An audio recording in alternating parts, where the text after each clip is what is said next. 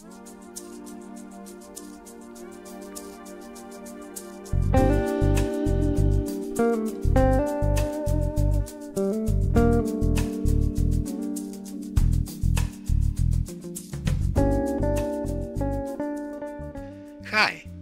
you're listening to Light Lounge with Dimitri K, broadcasted from the city beautiful Orlando, Florida.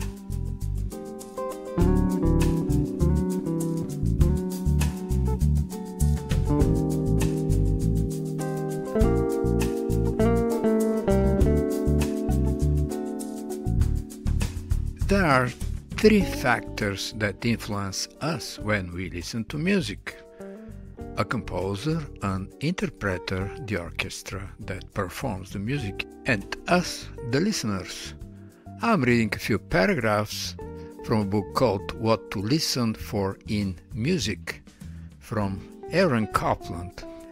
Let us begin with the composer, since music in our own civilization begins with him. What, after all, do we listen for when we listen to a composer? He need to tell us a story like the novelist. He need not copy nature like the sculptor. His work need have no immediate practical function like the architect's drawing. What is it that he gives us then? Only one answer seems possible to me. He gives us himself. Every artist's work is, of course, an expression of himself, but none so direct as that of the creative musician. He gives us, without relation to exterior events, the quintessential part of himself, that part which embodies the fullest and deepest expression of himself as a man and of his experience as a fellow being. I couldn't agree more.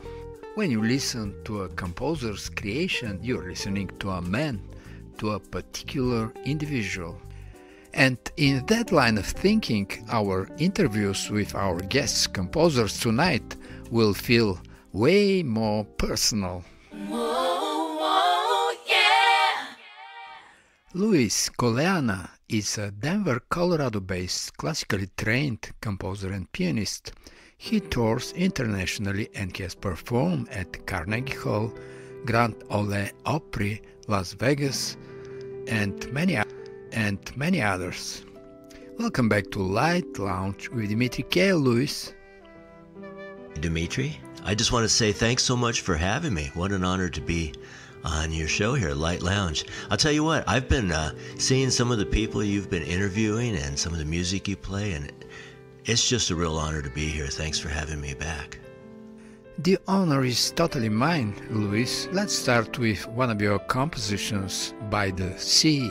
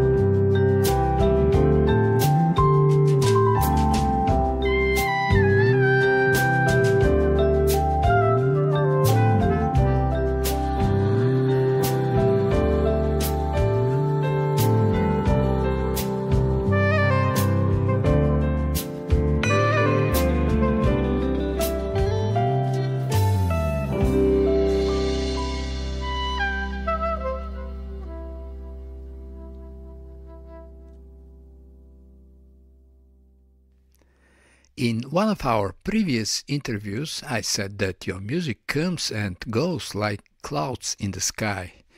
The day is gone, but the great melody stays with us long after. I still believe your music continues to feel this way. Tell us something more about your magic of music creation, Luis. You know, I don't really feel like I can take credit for the music creation. I think that it comes from somewhere and just kind of comes through me. I know sometimes I'll hear a song in my head and I'll go down to my studio and get it recorded so I don't forget it. And I'll go upstairs, get a cup of coffee or something and come back down. And I can't even remember how the song started. I don't remember the melody. I mean, it's just totally gone. And I have to listen to the playback so I can learn it and continue to produce it and turn it into something. So it really comes from somewhere else. I don't know, whatever your belief is, whether it's from the universe or from God or whatnot, but it's not mine. Well, I guess this is what they say about Mozart, that he was acting as a medium, just recording the music which was coming from somewhere else. But I also can relate pretty much to your words. If you don't record it and don't put it on paper or on tape, it's pretty much gone for a minute. And now we're listening to One Day at a Time.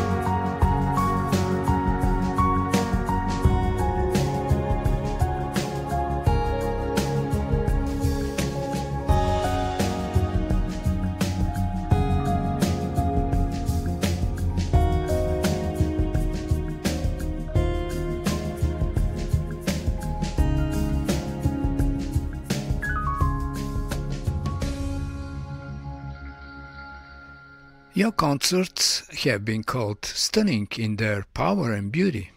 Will Ackerman wrote that this control of subtlety and nuance is a revelation, and that Luis Colannia is a brilliant pianist is an obvious statement akin to the sun is warm in terms of room for debate.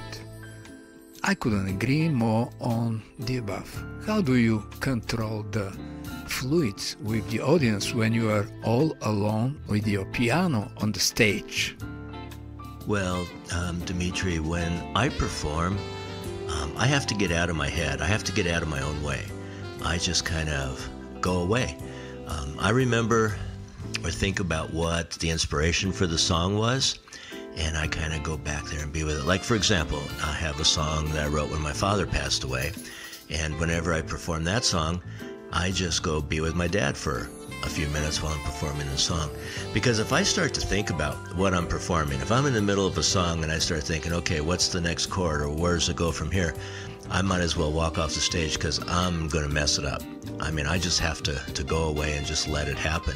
So I play what I hear, I play what I feel, and I think that that's how everything's controlled.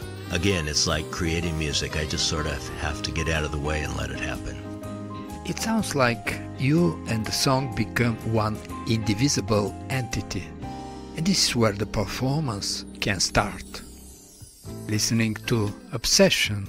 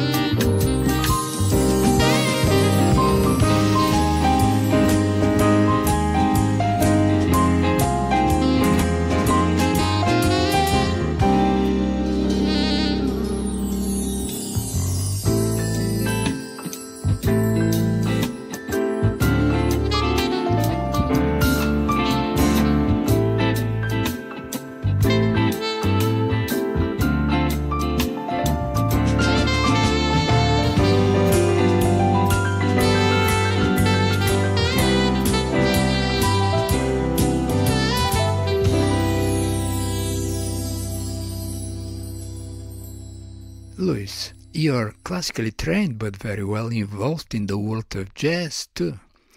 Tell us something more about your collaborations in that field. Oh man, that was a difficult transition for me. I mean, coming from a classical background, I mean, everything is written, and you play it exactly as it's written, and you get together with some jazz players, and they're like, okay, take it, and you're like, take what? I don't know what to do, and but what was really wonderful for me is I was really blessed to be able to have a group of incredible jazz musicians that worked with me and took me under their wing and was very patient with me and helped me develop, improvisational skills and things that you do with jazz that you just don't do in classical music. I remember one time I was doing a performance with some classical musicians on some music I'd written, and we were practicing it, and there was a wrong note. I mean, every time we went through the section, the wrong note was played.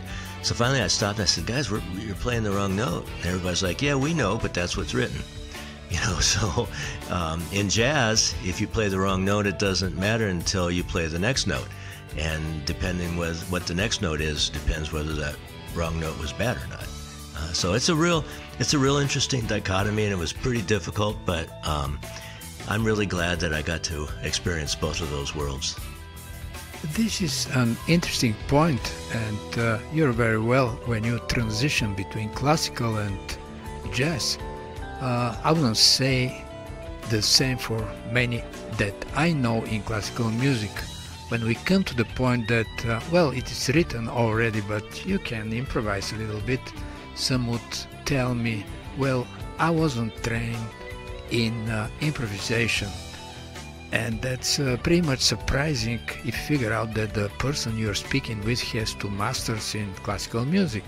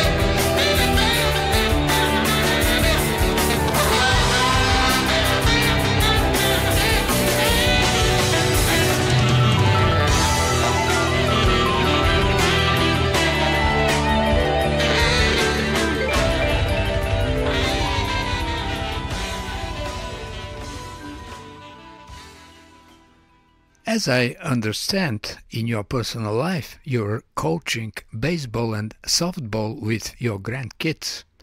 You have a new grandson that just turned 1. Congratulations! And an 11-year-old grandson and 12-year-old granddaughter. It should be a very invigorating experience for you and the kids. Yes, I'm really fortunate to have such wonderful grandkids and to be in a position to be so close to them and be so involved in their lives. It's just so wonderful. My granddaughter is 12, Rosie. She does gymnastics, basketball, and volleyball. And my grandson, Louis IV, plays football, basketball, and baseball. And I do have a new 1-year-old grandson, Rocco, and we'll see what trouble he wants to get into in sports, but I'm sure he won't be far behind because he's growing up in a gym and on the baseball field. Trust me, he's at all the events, and he loves it so far at 1 year old. You know, I don't know whether all this coaching and this involvement is making me young or making me old, to be honest with you. When I'm out there coaching and playing catch and playing basketball and being involved with the grandkids, I feel really young. And then morning comes along and I try and get out of bed and I feel really old. So I'm not sure, but all I know is I'm having the time of my life and just really enjoy spending time with my grandkids and their friends and all the kids I get to coach. It's been really good for me, I got to tell you. I hope it's good for the kids, but it's great for me.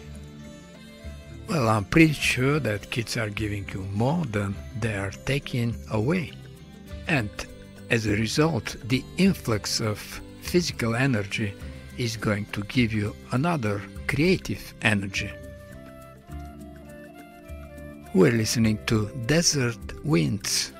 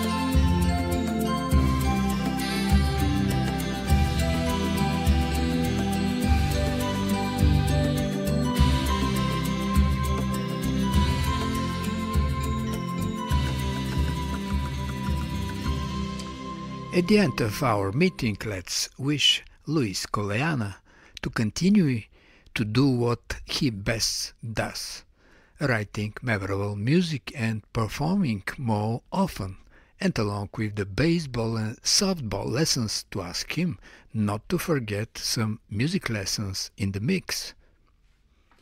Well, thank you so much, Dimitri. I don't know that I could stop doing music. I mean, all these other things are things that I do, but creating music is who I am, and I just don't think it's possible to stop.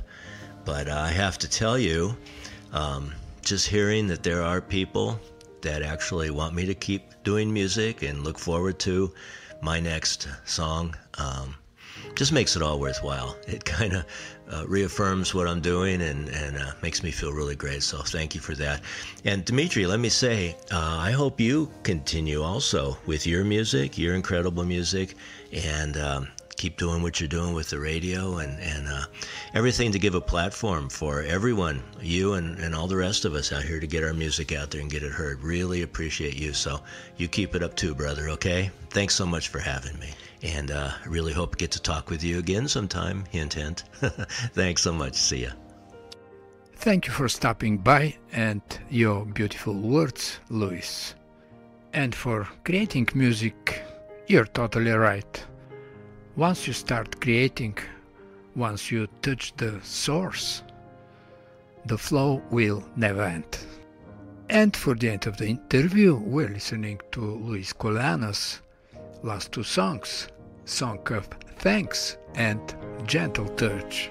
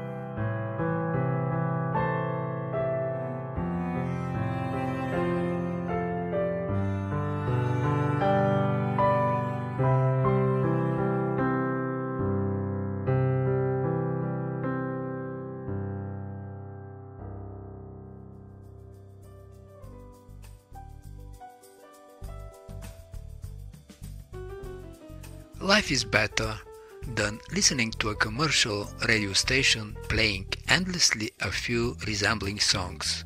If you feel that way, you came at the right place. Light Lounge with Dimitri K plays the best award winners and independent artists around the world.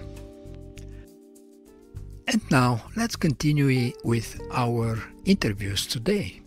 Time travel is an imaginary subject in a lot of science fiction books and even in the quantum mechanics.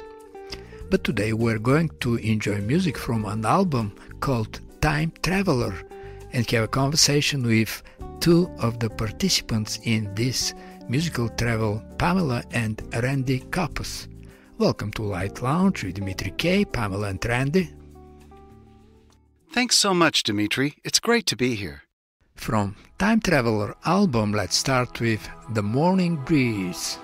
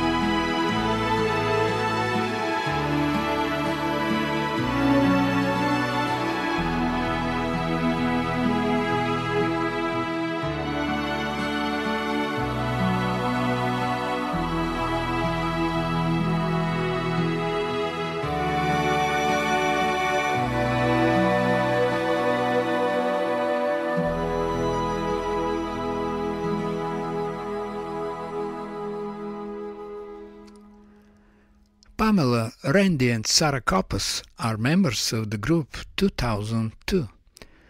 And Time Traveler is your 22nd album. Quite a remarkable achievement since the year 1992. What is the chemistry that keeps together three artists for 32 years? Randy and I met in 1979, so that's a lot of years. We really can't imagine life at this point without each other. Sarah's been with us for 20 of those years. She really is the best of both of us and a magical part of this group. Obviously, magic it is. Three people involved of music creation for so many years.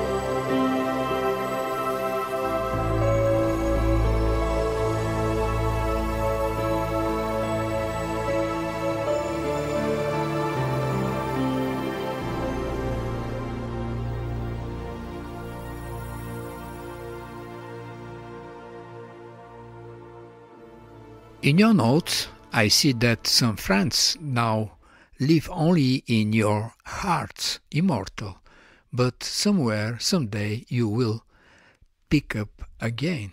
Given that quantum physics allows for particles to be everywhere at once, is this about an attempt to find, in a musical way, that a person theoretically can travel through time? Well, if we are, in our essence, spiritual beings who live forever, then our spirits are not bound by the constraints of time and space. The spiritual world exists outside of nature. In a sense, that makes all of us time travelers, if we can bring ourselves to that level of awareness. Music is created from spiritual impressions. If someone hears our music 100 years from now, and they experience those impressions, then we have made that instant, timeless quantum connection. Well, that may be the essence of a dream, or maybe reality. Let's for now stick up to the essence of a dream.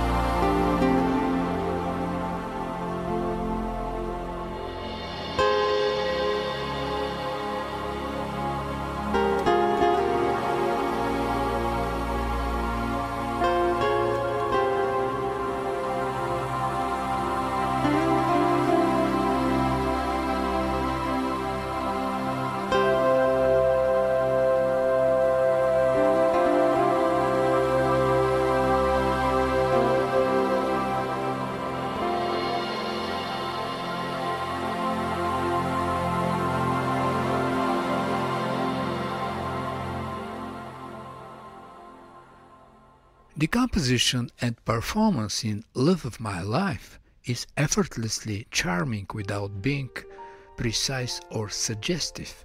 It gives the listener a sense of flow and continuity. It is the way you'd like your music to be accepted. Thank you, Dimitri. Yes, we try to stay spontaneous and unpretentious. We feel it's always best to follow the music wherever it leads us, rather than try to force a strict progression or sequence. Let's follow the music with Love of My Life, in a memory.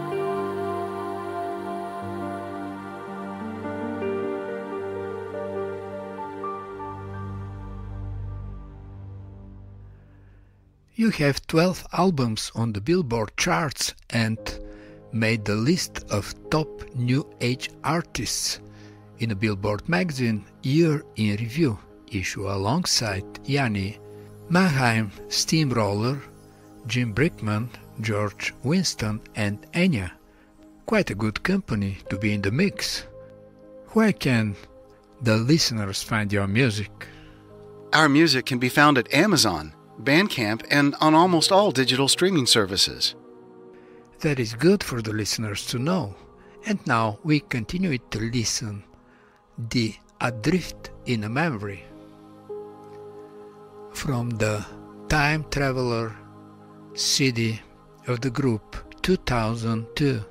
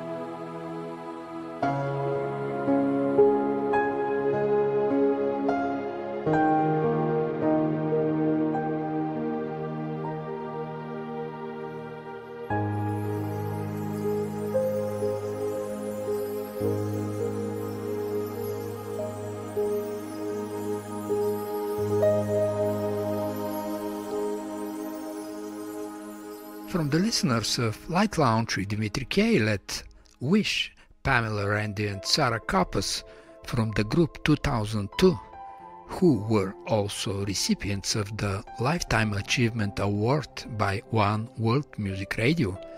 Let's wish them success with Time Traveler and encourage them continue to spread the beauty of New Age music around the world. Thank you, Dimitri. It's been a pleasure chatting with you today on Light Lounge. Thank you for sharing our music for so many years. Thanks for sharing with us your beautiful music, Pamela and Randy. It is so encouraging to see that for the last 4 years, the weekly 1-hour Light Lounge with Dimitri K show's mission, broadcasting around the world award winners and emerging artists in the context of our contemporary world, works.